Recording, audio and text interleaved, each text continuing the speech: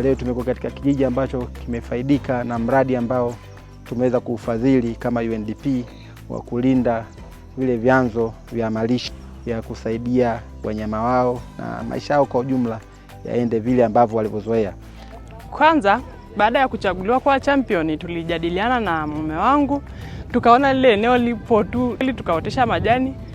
Kweli majani yakaota. One of the most important aspects that through the AFCIA program we are trying to focus on looking at these business opportunities and working with the local partners to strengthen these business models.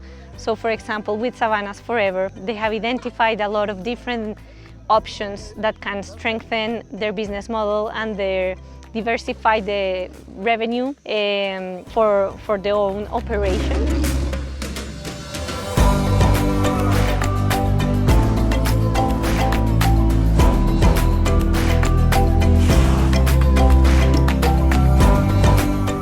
The project has all the elements that are conducive to a replicable and scalable innovation model.